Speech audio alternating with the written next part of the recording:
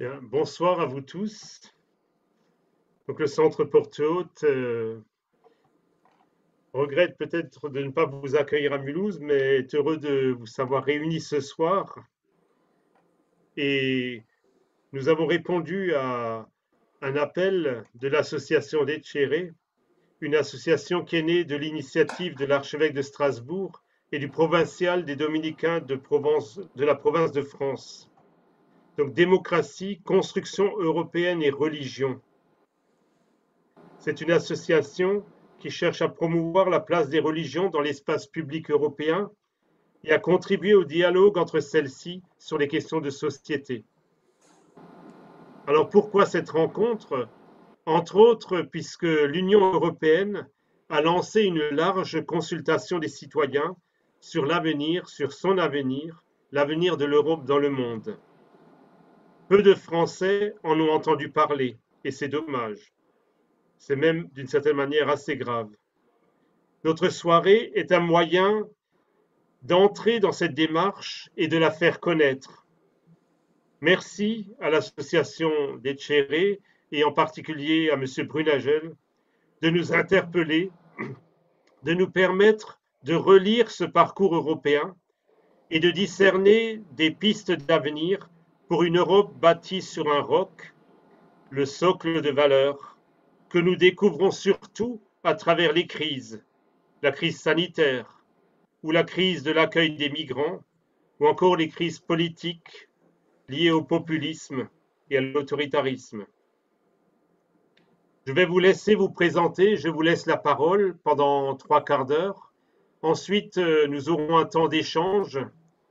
Vous avez la possibilité de mettre vos remarques dans l'espace de discussion, mais je pense que pour le temps de débat, on va donner la parole aux uns et aux autres en fonction de ceux qui lèveront la main ou utiliseront les petits logos de réaction. Je vous le répéterai tout à l'heure. Donc bonne soirée à vous tous et à vous, M. Brunagel. Merci. Ben, je vous remercie beaucoup. Je vous salue toutes et tous. Il y a un certain nombre d'amis que je reconnais, d'autres dont je pense deviner le nom. J'ai beaucoup de regrets de n'avoir pas pu venir jusqu'à Mulhouse ce soir, mais bon, les circonstances, comme on dit maintenant, sont un petit peu difficiles et j'ai passé une partie de ma journée à annuler des manifestations que j'avais organisées ou prévu d'organiser. Et parfois même, on m'a demandé d'annuler des choses à 1 mois ou 6 semaines d'ici, bien que j'espère que d'ici là, la situation se sera beaucoup améliorée. Alors, merci de votre accueil. Donc, vous avez expliqué ce qu'est Etchéré. Moi, j'ai un jour été appelé comme ça du bout du doigt par Monseigneur Gralet, qui m'a dit « François, est-ce que vous ne pourriez pas éventuellement envisager, et qu'est-ce qu'on refuse à son évêque ?» Et je me suis retrouvé président de Etchéré, voilà, que j'essaye d'animer du mieux possible grâce à l'aide d'une équipe basée essentiellement sur la communauté des Dominicains de Strasbourg et dont le directeur est ici à côté de moi, même si vous ne le voyez pas bien, c'est le frère Jean-François Bourg. Voilà. Et je crois que nous travaillons assez bien ensemble pour faire vivre cette association qui a quand même une dimension intéressante parce qu'il y a démocratie, construction européenne et religion au pluriel. Et le fait est que nous essayons de développer la partie interreligieuse, notamment en organisant des manifestations aussi bien avec des orateurs protestants et dans des lieux protestants comme par exemple l'église du Temple Neuf à Strasbourg, ou avec des Israélites ou des musulmans. Et nous avons un conseil d'orientation où toutes ces religions sont représentées. Donc il s'agit de voir quelle est la contribution des religions et des valeurs qu'elles cultivent, qu'elles promeuvent dans la construction européenne. Alors, comment ne pas évoquer ce soir la figure de David Sassoli, président du Parlement européen, qui est décédé cette nuit. Il n'avait que 65 ans, c'était un homme de conviction, un brillant journaliste avant de devenir un homme politique et qui n'a fait de politique qu'au niveau européen, puisqu'il est entré en politique et est devenu immédiatement membre du Parlement européen en 1989. En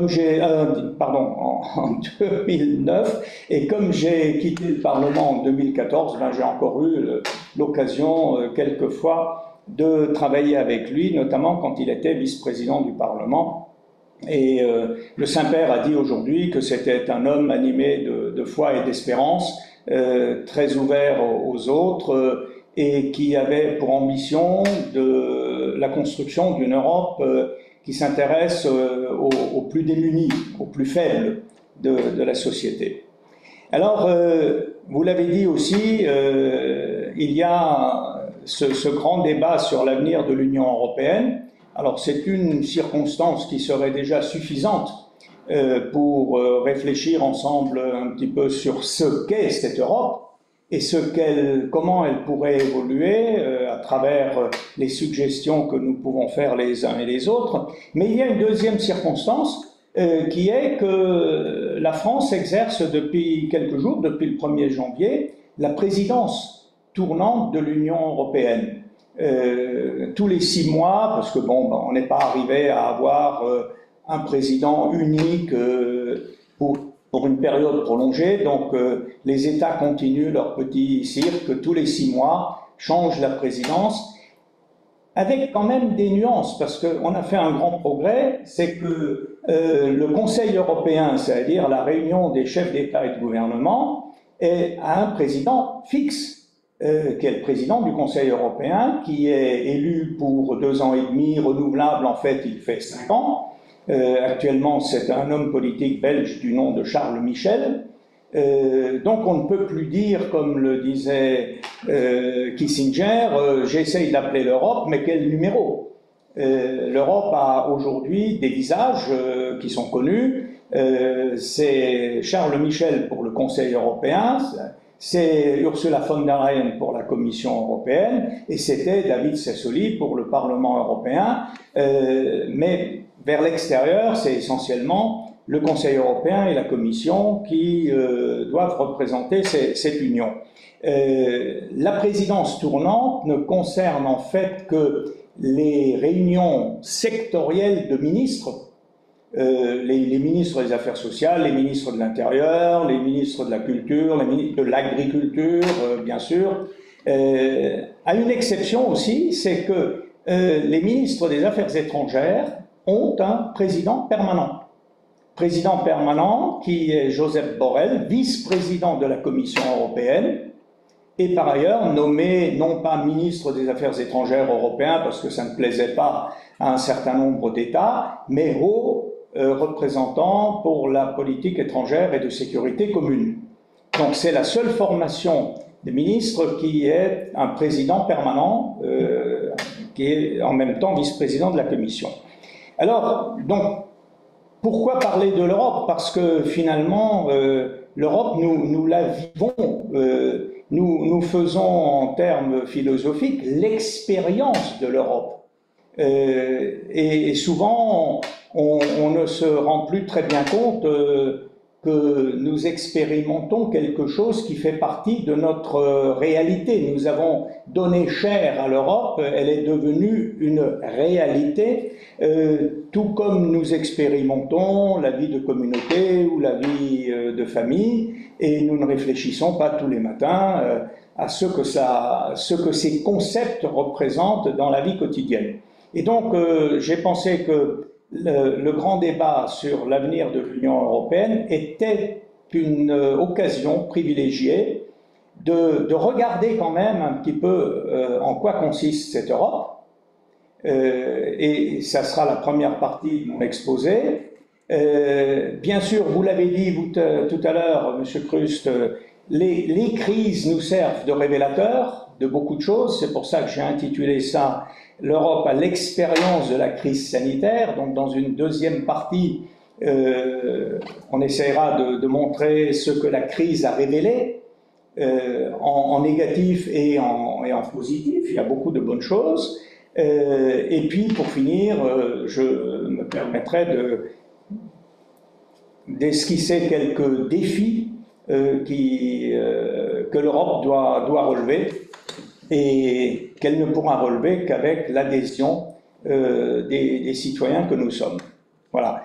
Alors, cette Europe, nous la vivons donc au quotidien, dans sa réalité aussi bien globale.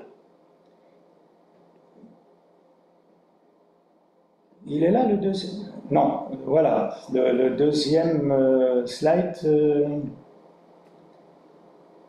Voilà, l'Europe, comme dit, on la vit dans sa dimension globale comme dans sa dimension personnelle. Dimension globale, c'est la dimension géopolitique. La dimension personnelle, ça serait ne serait-ce que les libertés individuelles que nous avons d'aller, de venir, de travailler, de commercer n'importe où en Europe, de nous déplacer, de prendre des vacances, etc.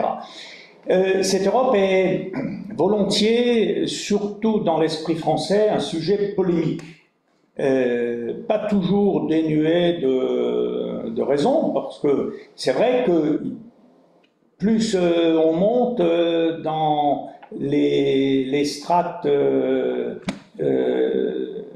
politiques et administratives, plus on crée cette distance et on suggère cette notion de complexité. Récemment, dans une autre conférence, j'ai été interpellé, quelqu'un m'a dit comme ça en boutade, mais l'Europe c'est compliqué. J'ai dit, je suis d'accord avec vous, mais est-ce que quelqu'un ici pourrait m'expliquer simplement la différence entre les compétences du Conseil régional et de la collectivité européenne d'Alsace? Ah bon, alors ça aussi c'est compliqué. Donc n'importe quelle organisation administrative ou politique qui veut respecter en même temps un petit peu la complexité des situations locales ou individuelles, forcément donne un aspect un peu sophistiqué qui nécessite qu'on fasse un effort pour essayer de les comprendre. Moi, mon discours essaye d'être un discours de vérité, un discours rationnel, qui n'est pas complètement dépourvu non plus d'idéalisme, parce que si on se projette dans l'avenir, il y a forcément une part d'utopie. Comme me le disait un jour le président ou le directeur de la grande mosquée de Paris, l'utopie, ça n'est jamais que la réalité du lendemain. Donc il y a une part d'utopie forcément dans toute construction, dans tout projet, mais il faut présenter en même temps des perspectives crédibles sans se voiler la face sur les difficultés, les manquements, et c'est justement les crises qui sont les révélateurs à la fois de ces vertus, et vertus dans le sens, j'allais dire, originel du terme, de ses forces et de ses manques. Et donc, c'est ce discours d'espérance que j'essaye de tenir en présentant l'Europe comme un acquis formidable. Alors, ne soyez pas surpris, vous n'avez pas devant vous un Européen chagrin. J'ai plutôt l'Europe heureuse. Et pour moi, l'Europe aujourd'hui, et je vais essayer de le démontrer, c'est un espace de paix, c'est un espace de liberté, c'est un espace de prospérité et un espace de bien-être. Alors, nous ne nous rendons pas compte de la chance que nous avons depuis plus de 70 ans de vivre en paix. Là aussi, c'est une expérience quotidienne que nous n'interrogeons plus. Alors que à quelques 900 ou 1000 kilomètres d'ici, il y a des conflits il suffit d'aller en Crimée, il y a en permanence quelques 46 lieux de conflits dans le monde, hein, Et un chiffre qui parle beaucoup, c'est qu'un enfant sur 6 dans le monde vit dans une zone de conflit. Donc un enfant sur 6 vit avec la peur au ventre, parfois la famine, et ça c'est quelque chose d'absolument bouleversant. Alors que nous, et on regarde grosso modo sur cette carte l'hémisphère nord, nord et surtout ouest, nous avons cette chance de vivre en paix. Et je rappelle que c'était l'objectif premier de Robert Schuman lorsqu'il a tendu la main généreusement aux anciens ennemis allemands en 1950, c'était de créer et de donner un fondement durable à la paix. C'est ensuite un espace de liberté. La liberté, c'était la base de la construction européenne, c'était la libre circulation des marchandises, la libre circulation des capitaux et des services, à quoi s'est rajouté par la suite la libre circulation des personnes. C'est le droit de se déplacer, de séjourner, de travailler n'importe où en Europe, ce qui est quand même... il faut parfois se pincer pour s'en rendre compte.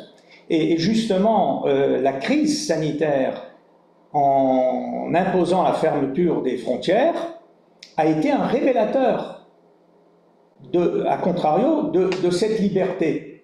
Parce que nous avons l'habitude, d'aller facilement à Weil am Rhein ou à Bâle, parce que Bâle c'est associé également, enfin la Suisse s'est associée également à Schengen.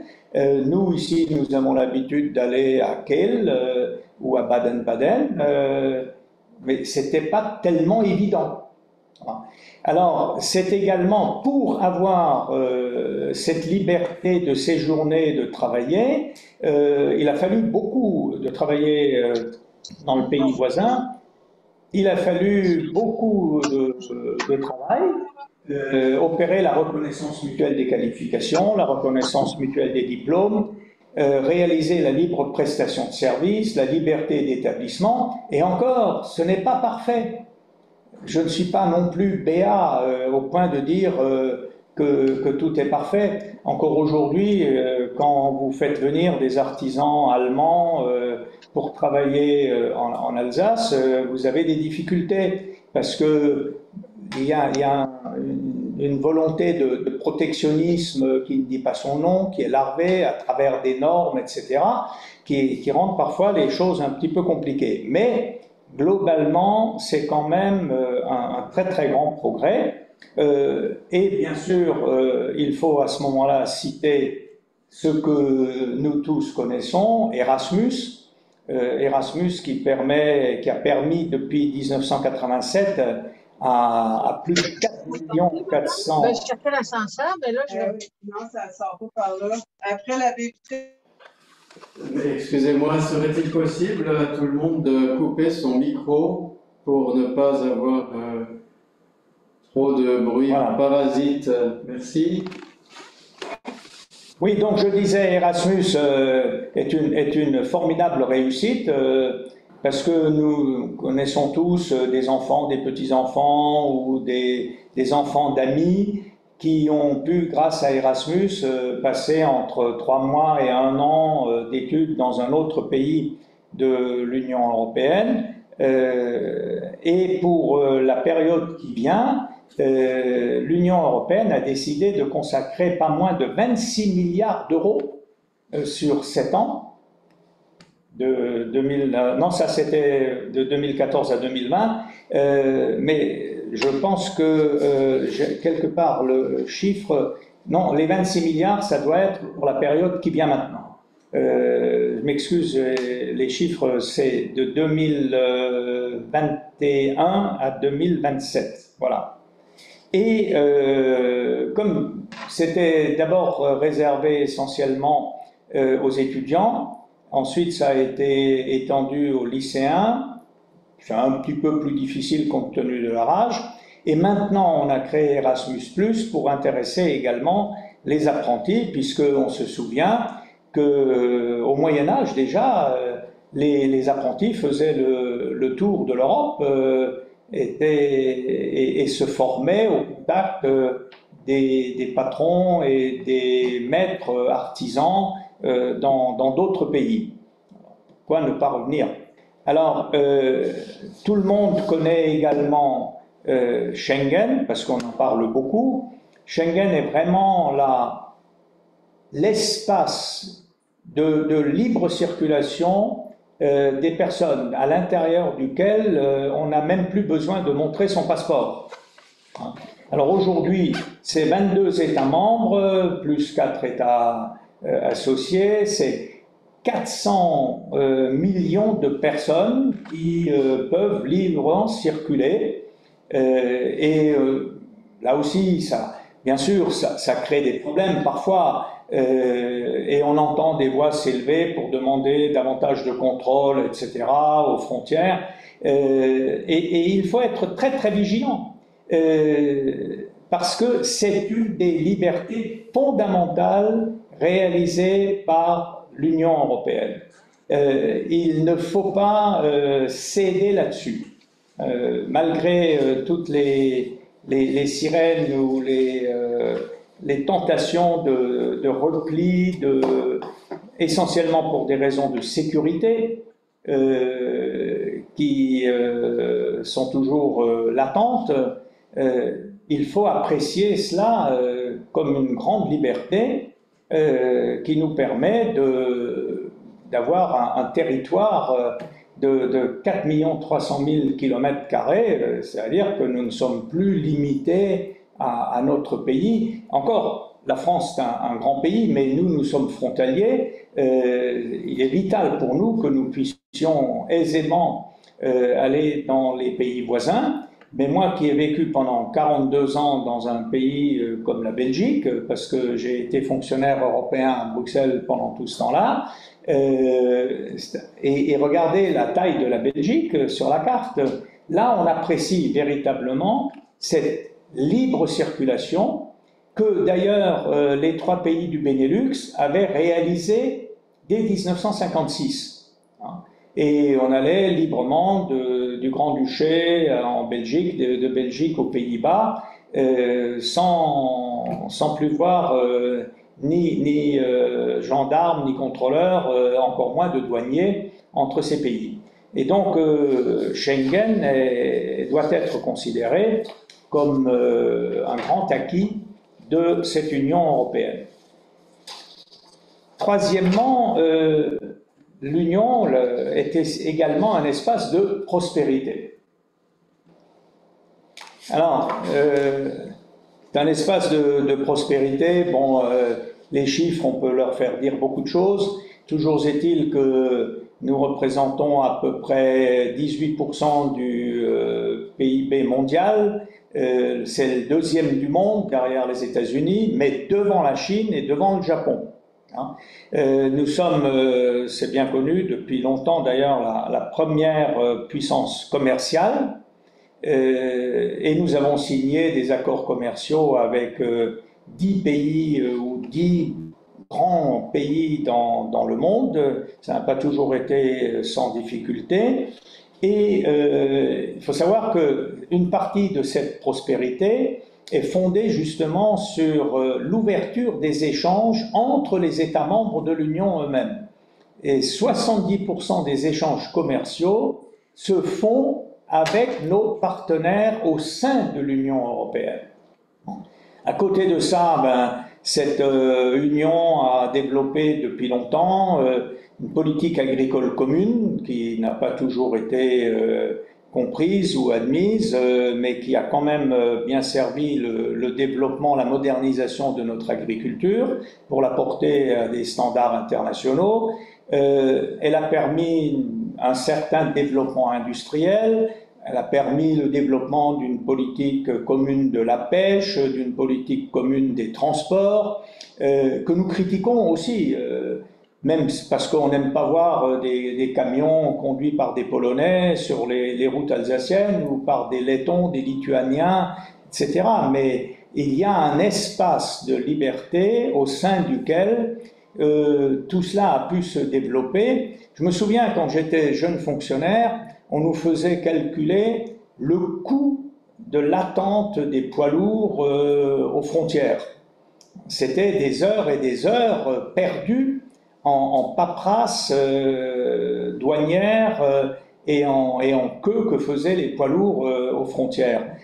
Tout ça, aujourd'hui, appartient au passé, en grande partie grâce à l'ouverture des frontières et pour une autre large partie, reconnaissons-le aussi, grâce au développement de l'informatique qui a permis de dématérialiser tout un tas de démarches administratives qui autrefois se faisaient à pied avec des papiers et des tampons. Voilà. À côté de ça, l'Union qui avait pris conscience des déséquilibres régionaux entre un centre autour de la banane bleue qui allait d'Amsterdam jusqu'à Milan, Barcelone. Autour de cela, il y avait un certain nombre de régions moins favorisées, notamment le Mezzogiorno italien, et puis plus tard le Portugal, le sud de l'Espagne, a développé une politique régionale qui a trouvé vraiment son, j'allais dire, sa plus forte expression lorsque, après 1989, les pays d'Europe centrale et d'Europe de l'Est ont émergé subitement à la liberté et à la démocratie, mais étaient dans un état de développement économique relativement précaire. Et aujourd'hui, c'est plus de 50 milliards par an de transferts qui sont opérés entre l'Ouest et l'Est de l'Union européenne. C'est une des manifestations de la solidarité entre les pays de l'Union européenne. Et tout ça contribue à cet espace de prospérité. Même si les déséquilibres entre l'Europe anciennement dite de l'Est et l'Europe de l'Ouest sont encore assez criants. Tout cet édifice a été couronné il y a 20 ans par la création de l'euro et le 1er janvier on a fêté les 20 ans de la mise en circulation de la monnaie européenne, l'euro qui nous a assuré une formidable stabilité. Il faut bien reconnaître que l'une des tâches, l'une des missions de toute l'organisation politique et publique est évidemment de protéger le citoyen, de protéger l'économie, et de ce point de vue-là, l'euro a été protecteur. Imaginez-vous un instant dans quel état serait le franc français après toutes les mésaventures politiques que nous avons connues. Il y a eu des résultats électoraux, certains dimanches soirs, qui nous ont fait frissonner. Dans quel état aurait été notre monnaie le lendemain matin? L'euro, lui, n'a pas bougé. Et donc l'euro joue cet effet de stabilisation à tel point que beaucoup d'autres, il y a beaucoup de candidats pour adhérer à l'euro, mais bon, il faut remplir un certain nombre de critères économiques et en attendant, il y a 19 États membres seulement qui remplissent les conditions pour faire partie de l'euro. Et se pose de façon récurrente la question d'un gouvernement économique de l'Europe, parce que la monnaie n'est pas une matière première comme une autre, et il faut évidemment nous avons eu la chance d'avoir des présidents de la Banque Centrale Européenne qui étaient de grandes figures, de grands personnages, et qui, de facto, ont géré l'euro avec une grande connaissance de l'économie par derrière. Enfin, quatrièmement, l'Europe est un espace de bien-être. Oui, j'ai pas peur du mot, hein. On peut le contester, de bien-être et de valeur. parce que je pense qu'un certain nombre de valeurs contribuent justement à cette ambiance de bien-être. Je donne quelques exemples. Nous sommes la seule région au monde à avoir aboli la peine de mort. D'ailleurs, de façon très large, puisque nous avons aussi en Alsace la chance d'accueillir le siège du Conseil de l'Europe. Le Conseil de l'Europe, c'est 47 États membres qui ont tous ratifié la Convention européenne des droits de l'homme. Et on ne peut pas être membre du Conseil de l'Europe si on n'a pas aboli la peine de mort. Bon, ça n'empêche pas parfois d'autres atrocités. Bon. Nous sommes très attachés au respect des valeurs qui fondent la civilisation européenne. C'est un débat qu'on entend fréquemment ces temps-ci, toujours en période électorale, le tout étant symbolisé par les droits de l'homme. Les droits de l'homme qui sont indissociables de la démocratie et de l'état de droit. Et je pense qu'il faut que nous soyons extrêmement vigilants à sauvegarder et les droits de l'homme et l'état de droit, qui sont aujourd'hui des valeurs qui sont attaquées parce que elles sont contagieuses.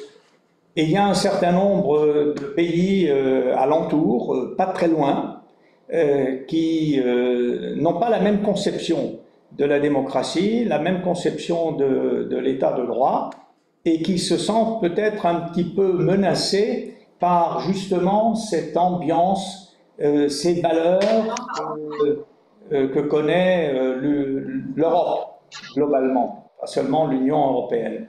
Nous avons entre autres la liberté de penser, de pratiquer la religion de son choix. Lisez la presse et vous verrez que ce n'est pas tellement évident. Nous avons même, il y a 2 ans, j'ai appris que nous avions même la liberté de blasphémer.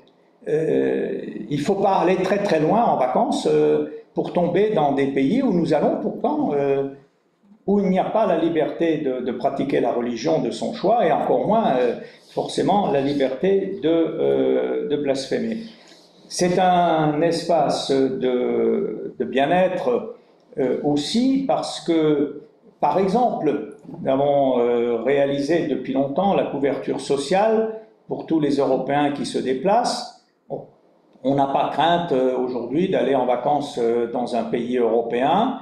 D'abord parce que les conventions du Conseil de l'Europe, j'insiste, du Conseil de l'Europe, nous garantissent un certain nombre de choses essentielles. Il faut savoir que à l'intérieur, sur le territoire du Conseil de l'Europe, donc de 47 États membres, si vous ouvrez un robinet à l'hôtel, vous êtes garanti de trouver une eau potable. C'est une convention qui a été négociée il y a longtemps par le Conseil de l'Europe.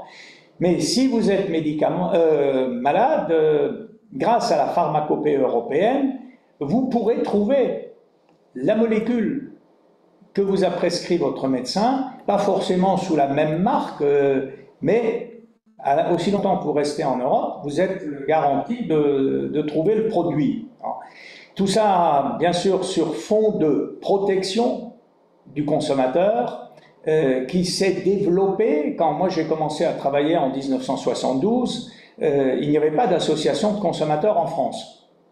Il y en avait en Belgique, qui était un pays qui était pénétré depuis longtemps par le commerce américain.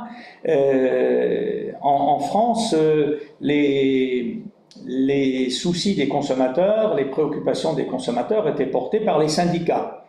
Puis on a vu après arriver petit à petit le développement des associations de défense du consommateur. Après sont nées également les préoccupations environnementales. Maintenant on est en plein dedans. Mais nous sommes déjà dans le monde probablement l'espace le plus avancé. Même si on a encore un grand programme, et j'y reviendrai tout à l'heure, un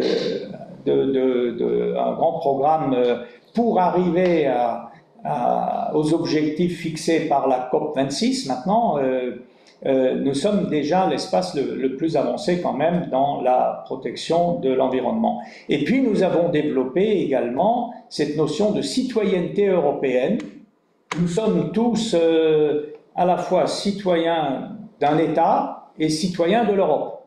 Ça signifie concrètement que nous avons le droit de vote aux élections municipales et aux élections européennes dans les pays où nous serions appelés à vivre, comme on dit, à l'étranger. Mais ça signifie également que nous avons un passeport européen, au moins un modèle européen de passeport, pour être correct, mais qui nous accorde la protection consulaire. Alors pour nous, les Français, c'est pas absolument important. Parce que nous avons un très très grand réseau d'ambassades et de consulats à travers le monde entier. Mais il y a beaucoup de pays dans l'Union européenne qui ne sont pas en mesure de s'offrir un réseau diplomatique et consulaire aussi étendu et dont les citoyens pourtant voyagent. Et ces citoyens-là bénéficient de la solidarité consulaire si jamais ils se trouvent en difficulté pendant leur voyage, leur déplacement. Bref, voilà, je ne m'étends pas là-dessus parce que le temps passe.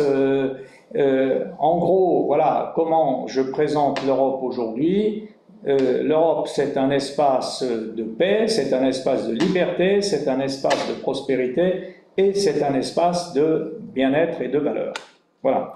Alors, que nous a révélé la crise?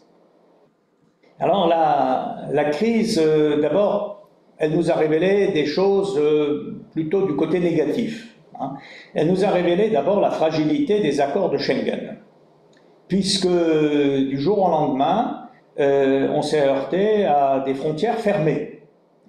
Il y a dans le nord de l'Alsace un programme transfrontalier qui s'appelle PAMINA, c'est la Südpfalz, Mittlerer Oberrhein et l'Alsace, où les gens ont l'habitude d'aller et venir travailler d'un côté comme de l'autre d'un village qui s'appelle Scheibenacht, du côté français, d'été du côté allemand.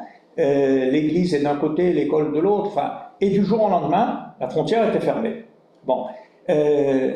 C'était l'expression d'une réaction d'autodéfense. Dans le nord de l'Allemagne, il faut savoir qu'il y avait des Länder qui voulaient boucler les frontières entre les Länder. Hein. D'ailleurs, regardez bien, rappelez-vous, en mars, ça va faire 2 ans, si on avait encore eu des barrières entre le Haut-Rhin et le Bas-Rhin, après le déclenchement de la crise dans la région de Mulhouse, je suis sûr qu'on aurait abaissé les barrières également entre le Haut-Rhin et le Bas-Rhin. Donc, à partir du moment... Moi, je n'ai jeté la pierre à personne. À partir du moment où on vous dit « méfiez-vous en sortant de chez vous, sur le palier, votre voisin est un ennemi potentiel », quiconque pouvait se barricader a commencé à se barricader. Et ça n'a pas échappé, évidemment, à nos régions, à nos États, qui, souvent pour des raisons aussi de politique interne, et surtout pour des raisons de politique interne, ont manifesté des réactions d'autodéfense, traduisant ainsi un manque de confiance formidable dans le voisin. Ça a été aussi le cas pour ce qui a généré d'ailleurs cette absence totale de coordination dans la réponse donnée à la pandémie.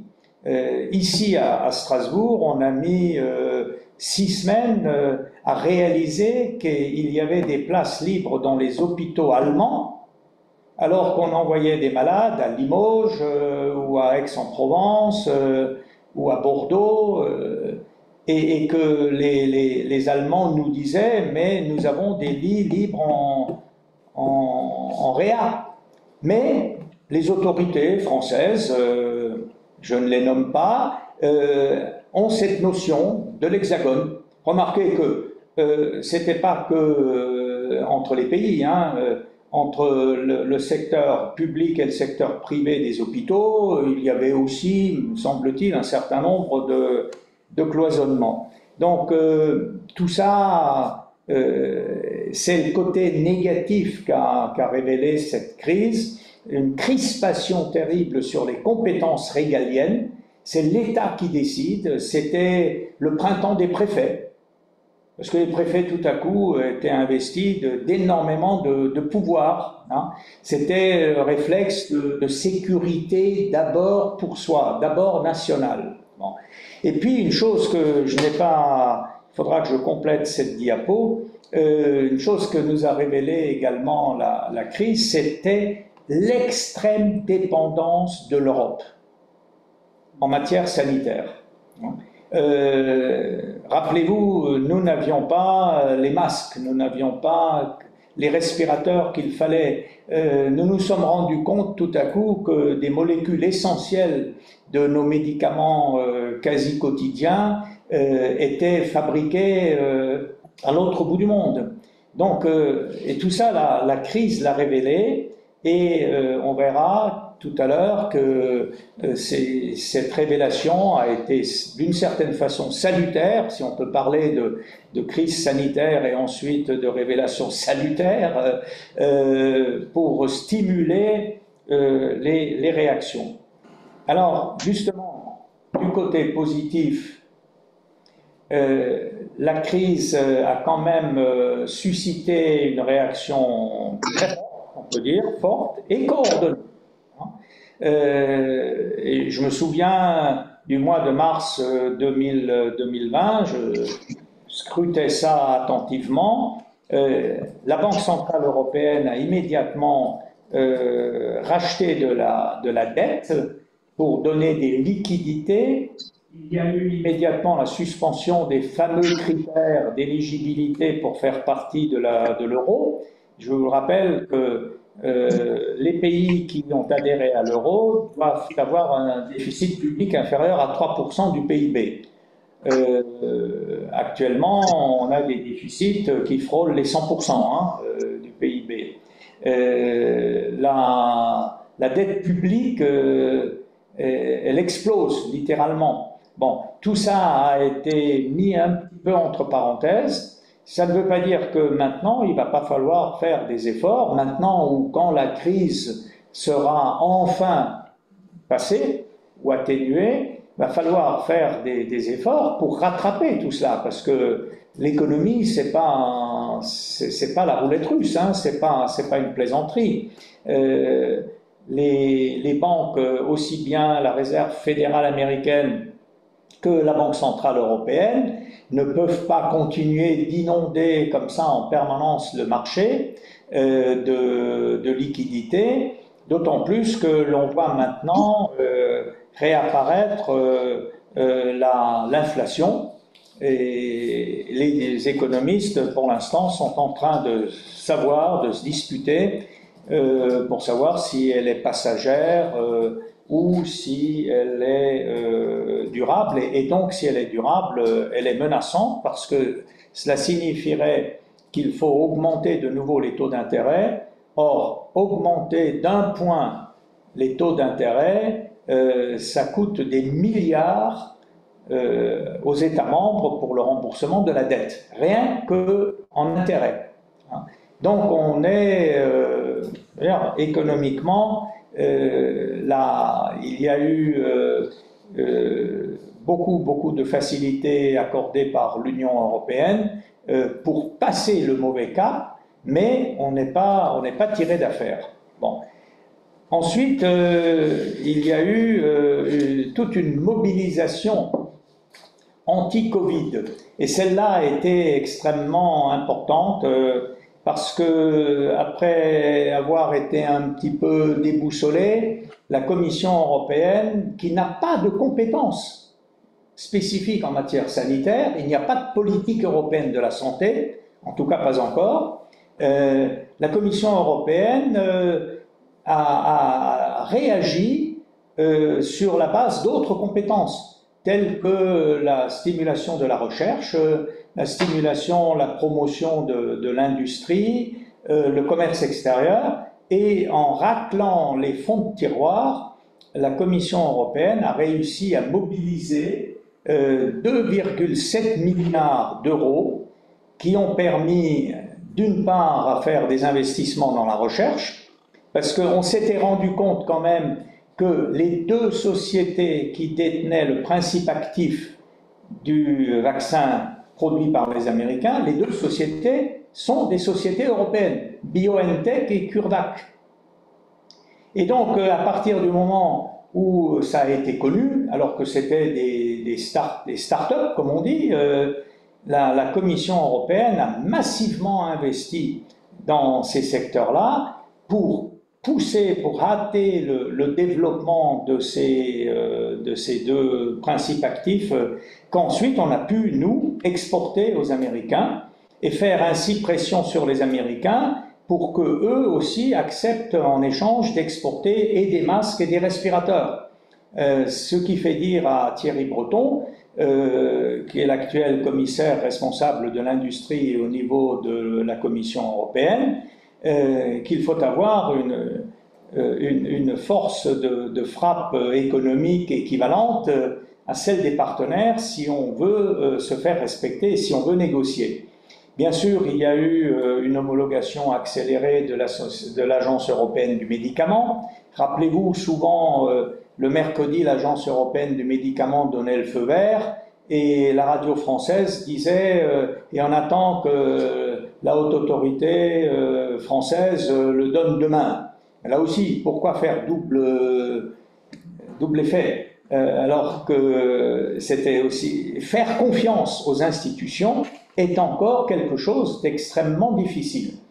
Et du coup, avec l'argent, la Commission européenne a été en mesure de précommander, donc d'alimenter la machine économique pour la production d'1,5 milliard de vaccins. Et surtout ensuite, elle a réussi à maintenir la cohésion entre les 27 de façon à assurer une distribution des vaccins en fonction de la taille de la population et non pas une course à l'échalote au plus offrant où nous nous serions fait concurrence les uns les autres, les plus riches étant prêts à payer plus pour être servis les premiers. Non, la Commission a réussi à gérer tout cela avec autorité et je pense que Madame von der Leyen a joué une très très belle partition. Après, bien sûr, nous savons très bien qu'il ne s'agit pas simplement de nous vacciner, nous. Aujourd'hui, on estime qu'environ 70% de la population européenne est totalement vaccinée, avec des grands écarts. La France est au-delà de 80, les Allemands sont encore très bas, les Pays-Bas autour de 66 seulement, mais globalement, nous avons fait cet effort et nous avons surtout aussi fait l'effort de contribuer au système mis en place par les Nations Unies de distribution de vaccins aux pays qui sont moins favorisés. Et donc là aussi, l'Union européenne contribue à ce mécanisme qui s'appelle COVAX à hauteur d'1 milliard d'euros. Malheureusement, nous savons maintenant qu'il ne s'agit pas simplement d'avoir des milliards et d'avoir des vaccins. Encore faut-il que dans les pays, notamment les pays d'Afrique, il y ait les infrastructures. Mais c'est un vieux problème qu'on connaît depuis longtemps aussi pour l'aide alimentaire. Il y a le manque d'infrastructures de distribution. Et ensuite, le manque d'infrastructures d'administration de ces vaccins qui ralentit aujourd'hui sa dissémination. Ensuite, la Commission, l'Union européenne a fortement réagi aussi pour remédier aux conséquences. Parce que nous parlons toujours de l'avant-crise et de l'après-crise. Vous voyez bien que pour l'Union européenne, il y a eu l'avant, il y a eu le pendant, avec ce que je viens de vous décrire, notamment la mise au point et la dissémination des vaccins, et il y a l'après. Et l'après, ce sont justement ces conséquences économiques dont je parlais il y a un instant, et auxquelles il faudra faire face. Et là, il y a eu la mobilisation tout à fait exceptionnel de 750 milliards d'euros d'argent européen, hein, qui a été cette fois-ci obtenu grâce à un emprunt collectif. Ça, c'est un pas politique extraordinaire parce que jamais l'Union européenne n'avait accepté de s'endetter collectivement, hein. Et encore, à Bruxelles, on est très précautionneux sur le vocabulaire. On ne va pas parler d'une dette européenne, parce que les Allemands, ils voient vert ou rouge tout de suite si vous parlez comme ça. Mais il y a un emprunt collectif, un nouvel instrument qui a été créé et qui peut-être pourra représenter un précédent. Et le tout a été baptisé Next Generation EU, c'est-à-dire prochaine génération, pour bien donner le signal que ces 750 milliards d'euros appuyés sur le budget normal de l'Union européenne pour les 7 prochaines années, qui est de 1100 milliards, donc ça fait un paquet d'argent de 1 milliard 750 millions, dans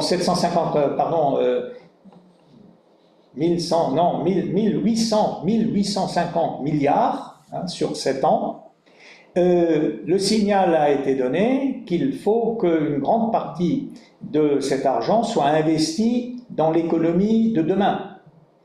Et entre autres, 250 milliards, c'est-à-dire un tiers des 750 du fonds de relance, doivent être investis dans la transition climatique.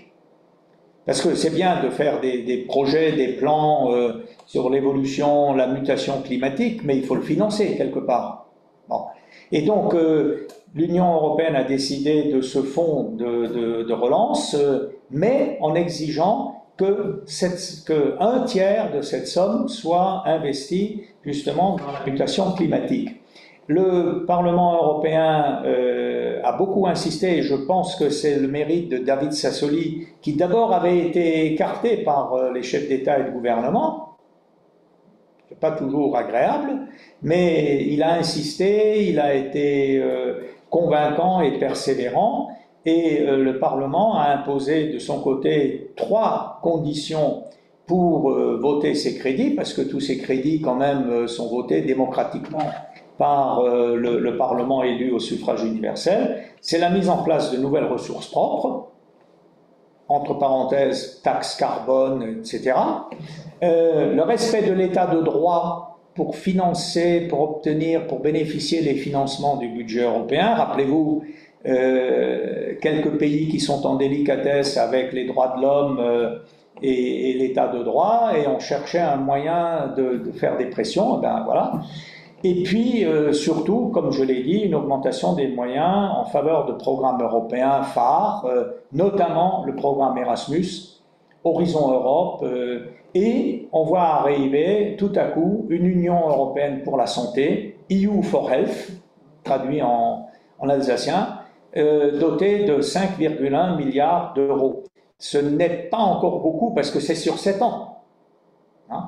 Ce n'est pas encore beaucoup, mais c'est une amorce d'un nouveau programme. Et enfin, et ces jours-ci, on en parlait aussi dans la presse française, l'année 2022 a été déclarée année européenne de la jeunesse. Bon, voilà ma deuxième partie, ce qu'a révélé la crise en termes négatifs et surtout en termes positifs. Voyons maintenant, pour finir, quels sont les défis. Quels sont les enjeux, les défis? Alors, je passe rapidement sur le contexte. Le contexte est aujourd'hui à une Europe qui doute d'elle-même. Hein. Une Europe qui n'est pas très sûre. Une Europe, comme on dit souvent, qui manque de leaders. Hein. Et on assiste justement à des réactions de repli parce qu'on est pris un petit peu de vertige par l'accélération de la technologie, les nouveautés qui tombent tous les matins, on n'a pas encore assimilé celles de la veille. Et puis pour la première fois aussi, l'humanité prend conscience qu'elle est capable de s'auto-détruire, et pas seulement par l'arme nucléaire, parce que on a eu des grandes catastrophes qui font peur, et puis on est dans un climat de grande insécurité géopolitique. Nous entendons tous parler de la menace que fait peser la Russie sur l'Ukraine, nous entendons parler de la menace que fait peser la Chine sur Taïwan, des possibles interventions. On est revenu à la guerre froide, d'une certaine façon. Et je ne suis pas sûr que la conférence qui commence à Genève entre les Russes et les Américains apporte de grands progrès. Et donc nous, en Europe, nous avons un peu le syndrome de l'encerclement. On n'est pas nous-mêmes mûrs pour faire un effort de regroupement et de création de puissance, mais on subit l'impression d'encerclement des grandes puissances qui sont autour de nous, sans compter également la pression migratoire qui est très forte, et j'y reviendrai dans un instant, et tout ça provoque la montée des populismes, les réactions diverses et variées du samedi dans toutes les capitales européennes, que ce soit à Strasbourg ou à Berlin ou à Rome ou à Vienne, personne n'y échappe. Alors, quels sont ces défis, justement? Alors, les défis qui sont devant nous, le premier, c'est certainement celui de la sécurité. La sécurité liée à la lutte contre le terrorisme, la sécurité sous toutes ses formes. C'est la sécurité militaire, et je vous le disais il y a un instant, c'est quand même mortifiant pour nous, Européens, que les Américains et les Russes, à Genève, sur notre continent, discutent de l'Ukraine, pays de notre continent, et que nous, Européens, n'y soyons pas associés. Ça me rappelle les années où j'étais au cabinet du président Flimlin, 85-86, où Reagan est venu à Helsinki discuter avec, je ne sais plus quel Russe, je crois Gorbatchev, de l'installation des fusées Pershing, au-dessus de notre tête. Et déjà à l'époque, nous n'étions pas à la table. Et de ce point de vue-là, malheureusement, nous n'avons pas fait beaucoup de progrès. Je le déplore tout simplement parce qu'un certain nombre d'États ne sont pas capables de mobiliser leur opinion publique autour de la menace qui est de plus en plus prégnante, continuant de s'abriter toujours derrière le parapluie de l'OTAN, c'est-à-dire en fait le parapluie américain, alors que nous avons vu, avec le désengagement des Américains en Afghanistan, qu'il y a chez eux, dans leur opinion publique, une volonté de repli sur soi qui ne laisserait rien augurer de bon si jamais il y avait un conflit en Europe.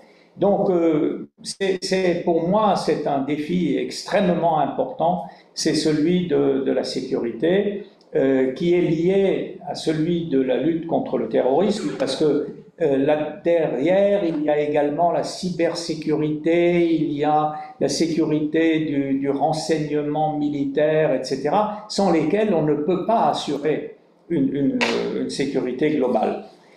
Le deuxième défi, mais peut-être qu'ils ne sont pas tous énumérés là, c'est évidemment la transition climatique. On en parle, on fait des COP à tour de bras, COP 21, COP 26, etc. Il y a un véritable défi par rapport à la réduction du carbone, à la neutralité carbone, et tout ça, évidemment, est fortement lié à la transition énergétique. nous allons avoir le débat autour des énergies vertes. À Bruxelles, il y en a qui se gossent parce que on va dire que le nucléaire est une énergie verte. Mais les Allemands qui ont fermé toutes leurs centrales nucléaires ont réouvert des mines de charbon. Alors, est-ce que c'est mieux? Alors, bon, donc il y a matière à débat et il y a surtout matière à action politique très forte. La révolution numérique, j'ai parlé tout à l'heure de la cybersécurité, mais la révolution numérique, c'est aussi la gestion, la protection des données individuelles. Partout où il y a des données, et aujourd'hui, n'importe quelle entreprise qui détient un fichier détient donc des données, partout où il y a des données, il y a des risques. Et il faut gérer, maîtriser ces données. Et puis ensuite, c'est pas en dernier, mais on pourrait le placer en premier, et nous avons un problème démographique. C'est clair que le vieux continent est devenu le continent des vieux. J'en fais partie, je vais avoir 75 ans, donc j'en parle à l'aise, enfin je suis pas tellement à l'aise avec ça, parce que ça fait 40 ans qu'on a essayé à travers des rapports successifs de tirer à Bruxelles la sonnette d'alarme sur le problème démographique. Or, tous les enfants qui ne sont pas conçus le 1er avril n'auront pas 20 ans en 42. C'est clair, c'est une science exacte, la démographie. Hein. Et pendant ce temps-là, alors que nous avons à faire face au vieillissement de la population avec tous les problèmes que ça entraîne, eh bien, un tiers des Européens auront plus de 65 ans en 2050, et pendant ce temps-là, la population de l'Afrique aura doublé. La population de l'Afrique sera de l'ordre de entre 3 et 5 milliards d'habitants. Et si un petit pourcent de cet accroissement de la population africaine pousse, eh bien, il n'y a pas un mur, il n'y a pas un grillage, il n'y a rien qui résistera.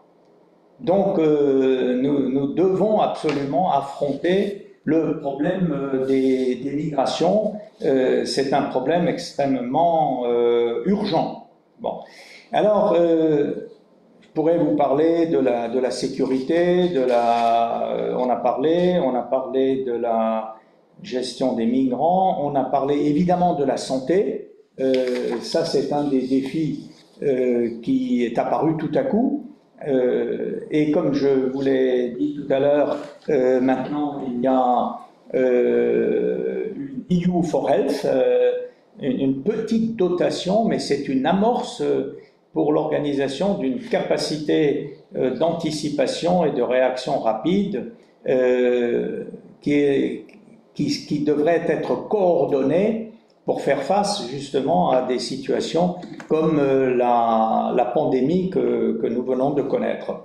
Je vais vite parce que face à ces défis, il faut voir également quels sont les risques et les atouts. Les risques, on les vit dans le quotidien, c'est le populisme, c'est la tentation très forte du repli sur soi, qui peut aller jusqu'au nationalisme. Je ne suis pas personnellement très enthousiaste de ce discours qui consiste toujours à vouloir consommer local. Et qu'est-ce qu'on fait de nos exportations? Si nos voisins tiennent le même langage, on n'exporte plus. Et on bloque l'économie. Or, nous avons de très très belles choses à exporter, donc il faut accepter que les autres produisent de très belles choses que nous pouvons importer. Alors, au moins, disons, consommer européen. Voilà. Sinon, on va vers la stagnation, vers la régression. Si on a la stagnation économique et l'inflation, ça s'appelle la stagflation, il vaut mieux pas réciter tout son cours d'économie, sinon on va déprimer. À côté de ça, nous avons quand même un certain nombre d'atouts. Et l'un des atouts, justement, c'est la dynamique institutionnelle. Comme je vous l'ai dit tout à l'heure, la Commission européenne n'avait pas de compétences en matière de santé. Elle a passé par d'autres canaux, la recherche, la coordination du marché intérieur. C'est pour ça qu'un commissaire comme Thierry Breton est un homme extrêmement important, et heureusement qu'il a la tête sur les épaules, celui-là, parce que avec les outils du marché intérieur, il a réussi à faire beaucoup de choses, justement pour que nous renforcions notre présence sur le marché international. Parce qu'il faut avoir des armes, il faut avoir des choses à exporter pour pouvoir contrebalancer avec les autres puissances en matière d'échange. La dynamique institutionnelle n'empêche pas qu'on puisse critiquer les institutions. Vous voyez bien, en Alsace, on critique, il y en a qui sont pour rester dans le Grand Est, il y en a qui sont pour sortir du Grand Est, il y en a, les Mulhousiens sont tous pour rester dans le Grand Est à cause de Rotner, c'est très bien, voilà. Mais nous, Rotner, on l'a à Strasbourg, il a son bureau ici, donc ça va, on peut parler aussi de l'Alsace, enfin, je ne veux pas m'aventurer. Je veux simplement dire que il n'est pas illégitime de critiquer les institutions, y compris les institutions européennes.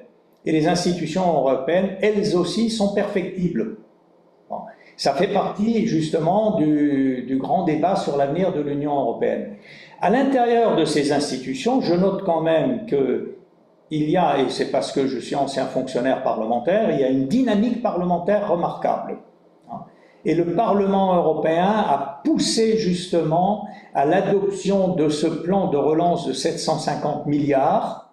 Il y a mis du sien, il a exercé les pressions qu'il fallait sur les gouvernements des États membres pour la création de ce nouvel instrument d'emprunt collectif. Et puis, bien sûr, un Parlement, ça ne tombe pas des nues, il est élu par les citoyens. Et peut-être que l'atout principal de l'Europe, eh bien, ce sont ses citoyens, c'est la société civile, c'est l'impatience que vous pouvez manifester à tour de rôle quand vous dites « mais que fait l'Europe ?» Eh bien, merci beaucoup de vous montrer impatient à l'égard de l'Europe parce que vous aiderez à la faire progresser. Merci. Merci beaucoup. Alors, voilà. Alors, est-ce qu'il y a des questions? Oui, quand s'affiche justement, M. Cameron. Répondez, comment répondez-vous à ceux des Anglais qui critiquent les Européens? Ah Oui, la question pour tout le monde. Alors, je dois lire la question. Comment répondez-vous à ceux des pro-européens qui critiquent les européistes, supposés idéalistes, et rêvant d'une Europe plus fédérale avec plus de transferts de compétences à l'Union européenne? Cher Laurent, je dirais que, au fond, au plus je vieillis, au plus je deviens moi-même fédéraliste. Parce que on n'avancera pas sans un certain transfert, sans davantage de transferts de compétences et de pouvoir au niveau européen. Bien sûr, encadré, contrôlé par le Parlement, etc.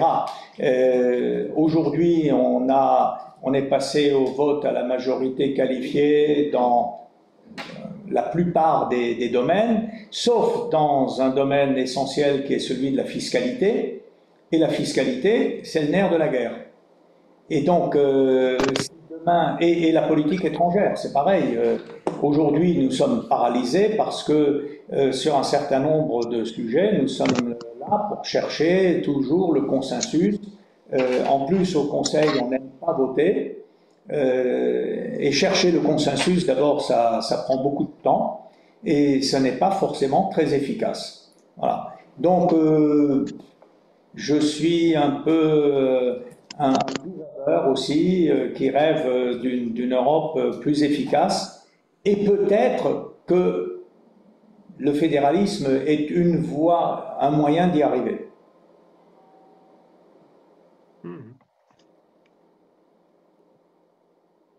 Est-ce qu'il y a d'autres... vous avez noté d'autres? Merci pour la réponse. Pas encore.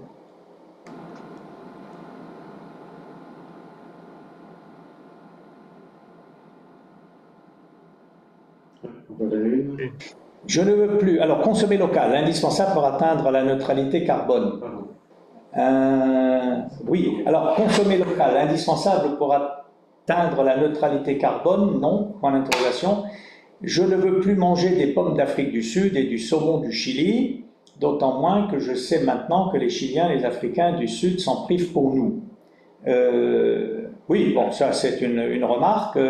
Et je n'ai pas parlé du chômage. Non, bien sûr, je n'ai pas parlé du chômage parce que pour moi, le chômage ou la réduction du chômage passe par deux choses. Un, c'est la croissance économique et deux, c'est la formation. Or, justement, le plan de relance avec ces investissements à la fois dans Erasmus va rencontrer cette préoccupation de formation et d'autre part en s'intéressant aux nouveaux domaines de l'économie tels que la mutation climatique, la maîtrise des nouvelles énergies est censé créer là aussi des emplois nouveaux et supplémentaires, espérons-le, pour faire face aux deux choses. Pour le reste, l'Union a déjà développé un certain nombre de politiques qui sont plutôt des politiques économiques, mais dont les conséquences doivent permettre de faire face à la dimension sociale, étant entendu que, là aussi, les compétences sociales de l'Union européenne sont extrêmement réduites.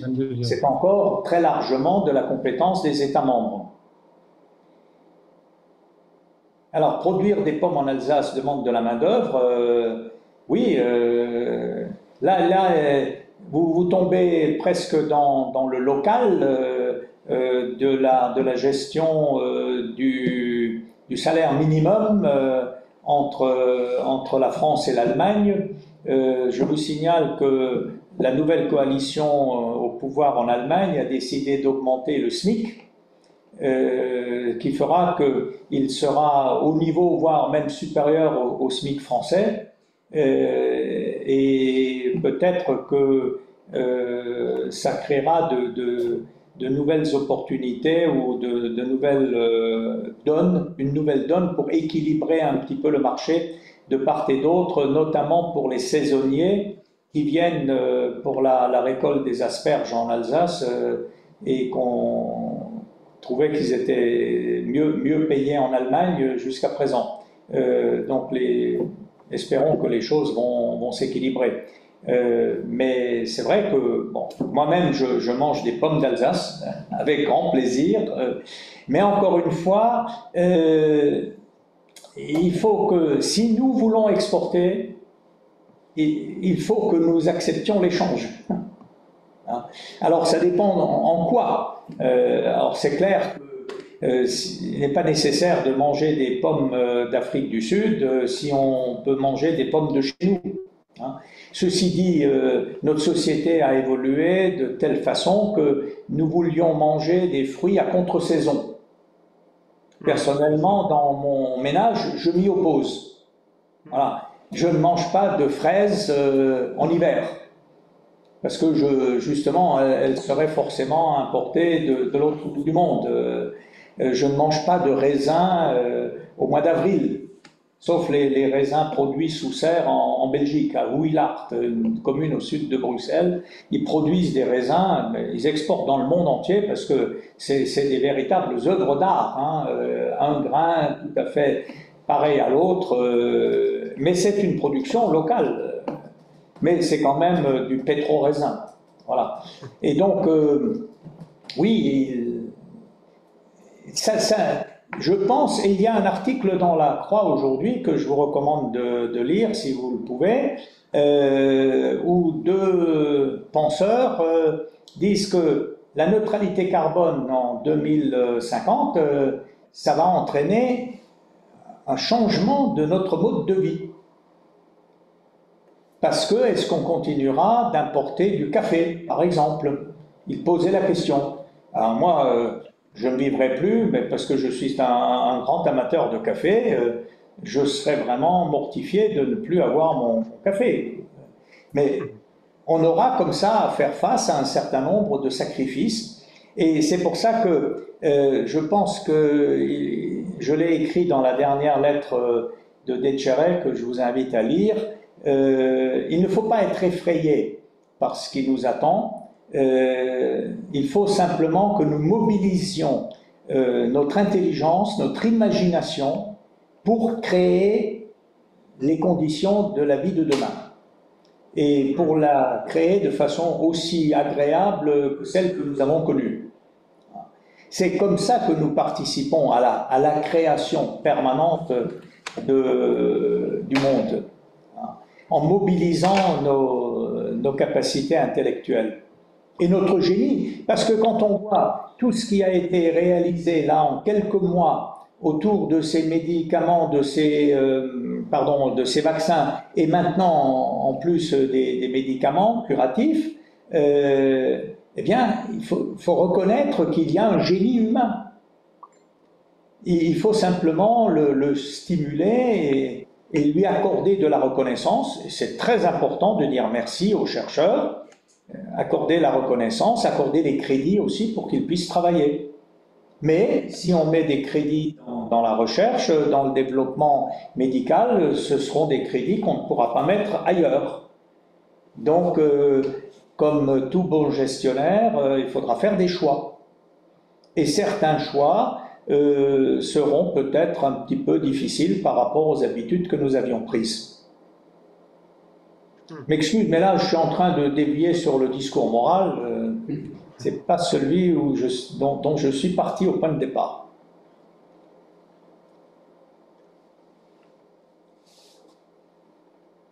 Il n'y a pas d'autres questions. Il n'y a pas d'autres questions. Il est 21h22.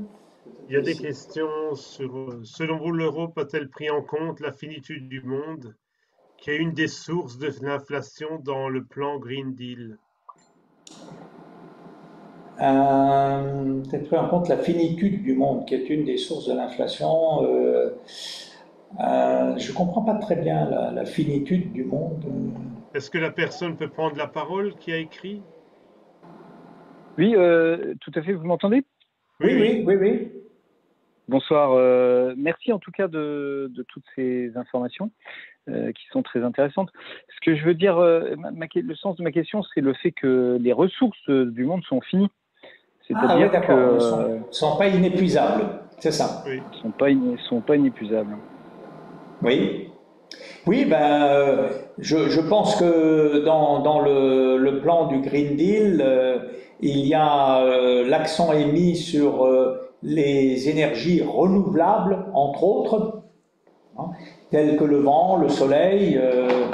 Et est-ce que ça sera suffisant pour maintenir notre mode de vie, qui est quand même très très consommateur d'énergie, il faut le reconnaître, et ça va poser des problèmes liés aux choix politiques qui devront être faits.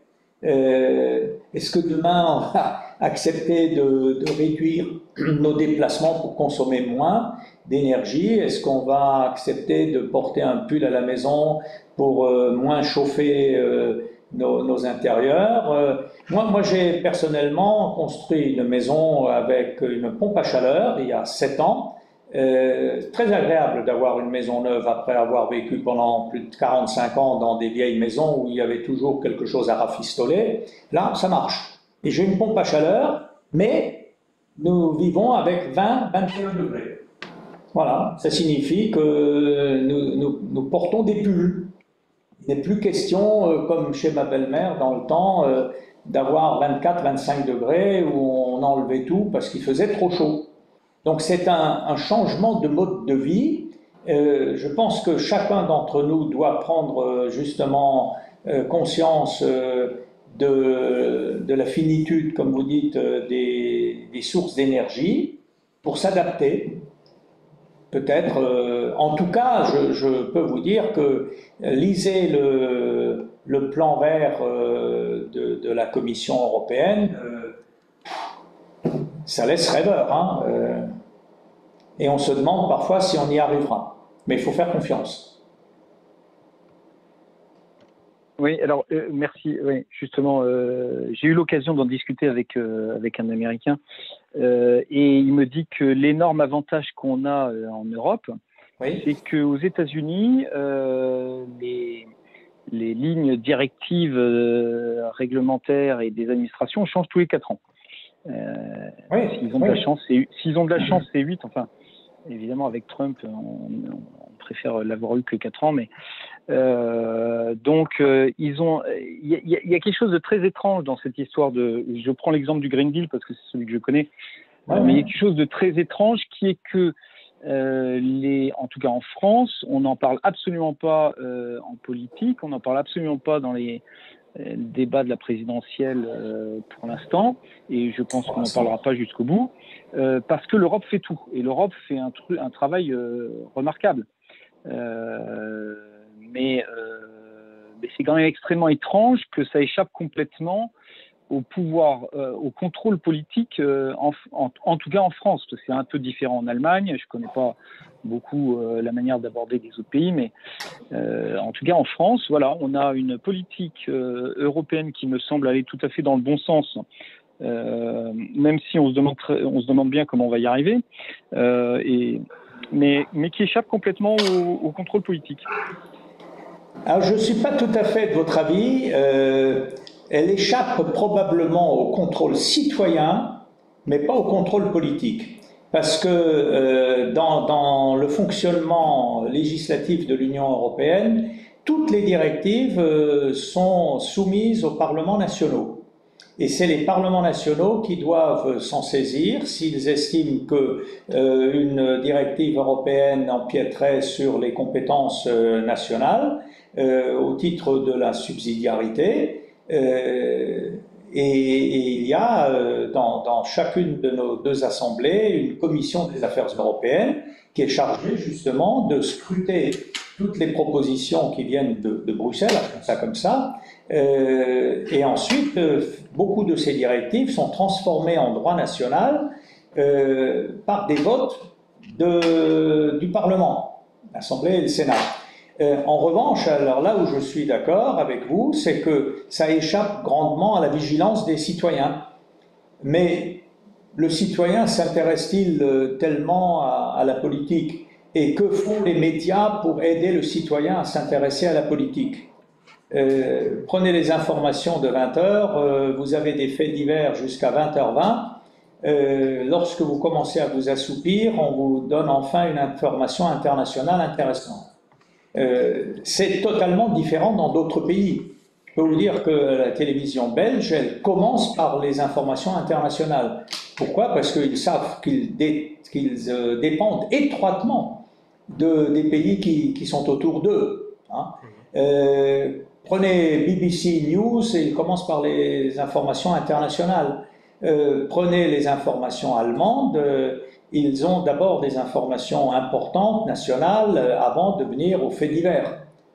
Nous avons une presse qui est, de ce point de vue-là, un petit peu perverse, et là aussi, le citoyen devrait réagir pour modifier ou donner d'autres référentiels de valeur à notre presse. Hein. Parce que, bien sûr, à force d'estoubir le citoyen avec des choses qui sont mineures, on ne lui donne pas la conscience de l'importance des choix politiques majeurs qui sont pourtant ratifiés par le Parlement français. Voilà. Juste une question de juste pour bien comprendre, je ne suis pas un expert, mais il me semblait avoir compris que la transcription en droit français des directives européennes, elle est, enfin, je veux dire, oui, elle est votée, elle est soumise au Parlement, mais c'est un peu théorique parce que le Parlement les vote à chaque fois. Et il me semble même que d'ailleurs c'est fait par ordonnance, non? Alors, non, tout dépend. Si une directive européenne concerne une disposition qui chez nous a été prise sur le mode réglementaire, c'est-à-dire par un décret, bien sûr, à ce moment-là, c'est le même substrat juridique qui va servir. Si une directive européenne modifie quelque chose qui chez nous a été établi par une loi, eh bien, il faut que ce soit une loi qui le modifie ou qui l'intègre en droit européen, en droit national. Voilà. Oui, mais le fait qu'on dise qu'il y a le contrôle du Parlement, c'est théorique. Le Parlement les vote à chaque fois.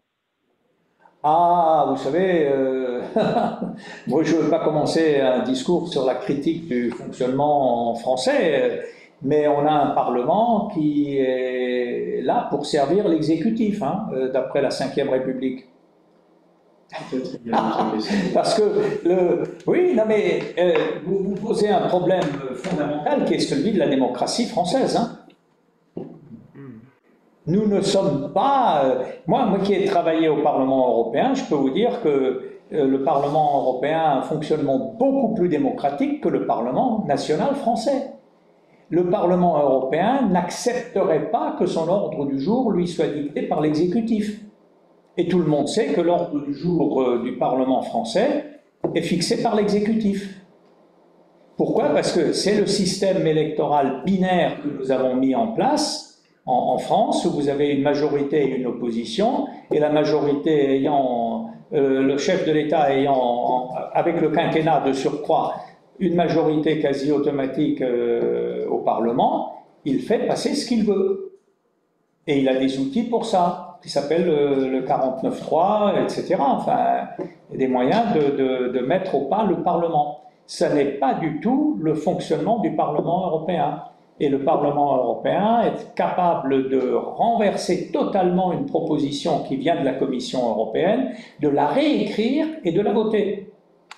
Et la Commission ensuite est obligée de l'exécuter. Mais comme dit, c'est un autre discours sur la démocratie parlementaire. Okay. Voilà. Est-ce qu'il y a encore des questions, de clarification, des remarques?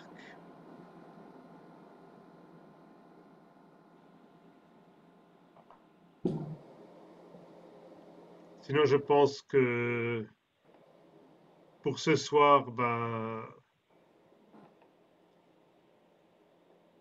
je crois qu'on va à 1h30 de Zoom, c'est déjà pas mal, quoi. Merci beaucoup, M. Brunager. Je vous remercie de l'intérêt que vous avez montré pour cette soirée. Et donc, elle sera disponible en ligne. Vous pourrez la faire connaître à d'autres personnes autour de vous. Voilà. D'accord, merci beaucoup. À une prochaine collaboration. Voilà, à une prochaine. Bonne soirée à vous tous. Michel et Marie-Odile, je file dans le Val-de-Modère maintenant. Parce que j'habite encore à 40 km au nord de Strasbourg, vous voyez. Donc, c'est long way de Mulhouse. Hein. En tout cas, bonsoir à Mulhouse et aux autres. Et à bientôt. Merci. Merci beaucoup. Merci. Bonne soirée. Bonsoir.